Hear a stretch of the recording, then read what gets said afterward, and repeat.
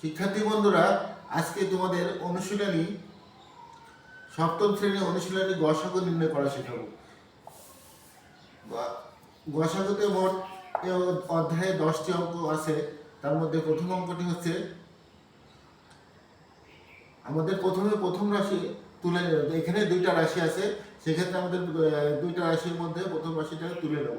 প্রথম রাশিতে আছে প্রথম রাশি a square b square c square. তাহলে এটাকে আমরা উৎপাদক ভেঙে নেব। ভেঙে নিলে হবে a স্কয়ার আছে, অর্থাৎ a দুটা, a ইন্টু a, b আছে দুইটা, b ইন্টু b, c আছে দুইটা, c ইন্টু c। এভাবে আমরা ভেঙে নেব। তারপরে আছে দ্বিতীয় রাশি। দ্বিতীয় রাশিতে আছে 6a b square c square. সেক্ষেত্রে আমাদের 6কে এভাবে ভেঙে নিতে পারি, 3 দুগুণে 6। এ আছে, এ বসে দিলাম, বি কে ভাঙলে হয় b into B, C K ভাঙলে হয় c ইন্টু সি। এবার আমরা গসাগু নির্ণয় করব। সেক্ষেত্রে লিখবো অতএব নির্ণয় গসাগু সমান, অর্থাৎ গসাগুর নিয়ম হচ্ছে যেটা উভয় রাশিতে যে সংখ্যা, যে অক্ষরটা আছে, যে বর্ণটি আছে, সেটা আমরা লিখে নেব। অর্থাৎ এখানে এ আছে দুইটা, অর্থাৎ এ আছে একটা, এই দ্বিতীয় রাশিতে এ আছে একটা, আমরা নেব এ।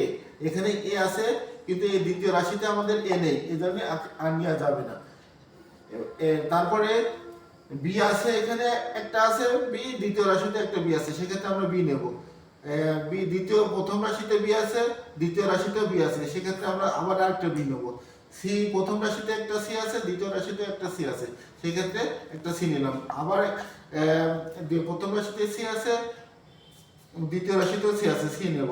এক্ষেত্রে আবার নিচে আমরা যে সংখ্যা সেগুলো গুণ করে দেব। এ আছে এ, বি আর বি গুণ করলে বি স্কয়ার, সি আর সি গুণ করলে সি স্কয়ার। ধন্যবাদ।